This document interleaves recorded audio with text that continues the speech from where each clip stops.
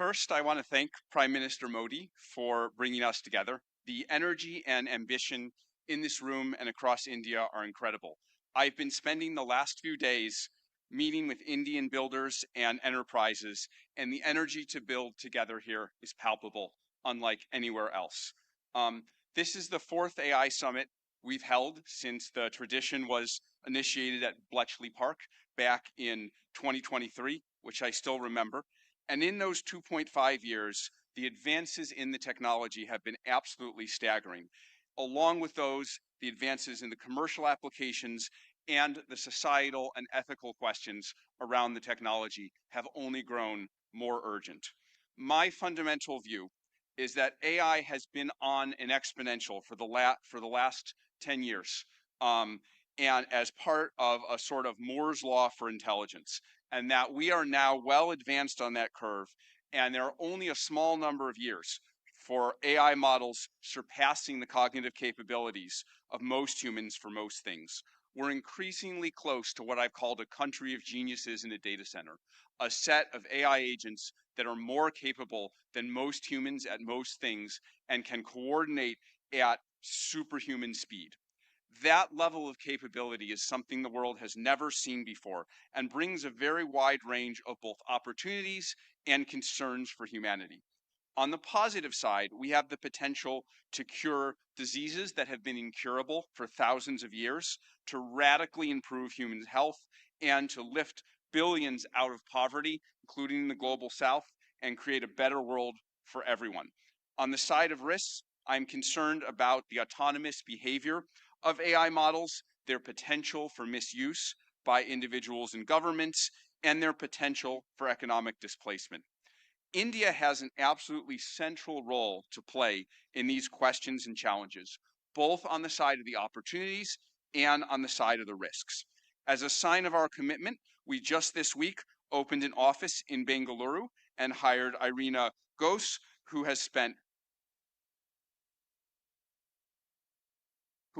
3 decades building businesses in India as our managing director for Anthropic India.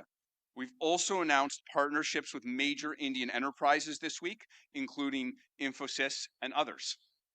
On the opportunities, one dynamic that we have observed is that technology and practices pioneered in India have historically set a standard for the global south and have helped to diffuse technology and humanitarian benefits through the global south.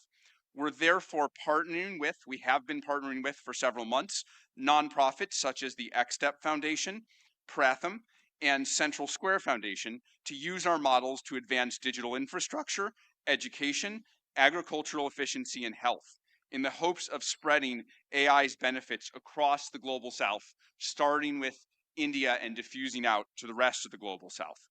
We're also partnering with Karya and the Collective Intelligence Project to build evaluations and metrics of our model Claude's performance on India's many regional languages. On practical and locally relevant tasks, we'll benchmark like agriculture, legal tasks, and educational content. On the risks, India is the world's largest democracy and can be a partner and leader in addressing the global security and economic risks of the technology. We'd like to work with India on testing and evaluation of models for safety and security risks in the tradition that was started by many global and national AI security institutes that have been stood up around the world.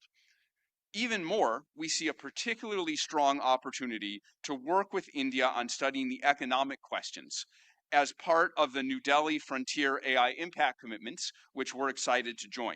As part of our Anthropic Economic Futures Program and Anthropic Economic Index, we publish statistical insights into how AI impacts jobs in the economy. We're excited to increasingly share this information, exchange information with the Indian government to share insights and inform evidence-based policymaking, convene meetings with economists, labor leaders, and policymakers to adjust, to adapt to the economic impacts of AI. We believe that AI will greatly grow the economic pie, including in India and the global south, but that because it is happening so fast, it may lead to a time of disruption.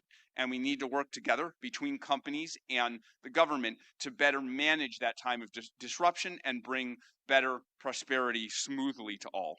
I and Anthropic are very grateful to be part of all these efforts, and I'm honored to be here and working on these questions with all of you.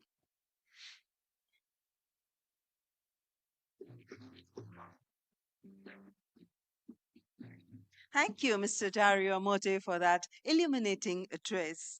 Ladies and gentlemen, it is our privilege now to welcome Shri Sundar Pichai, CEO, Alphabet and Google, for the keynote address.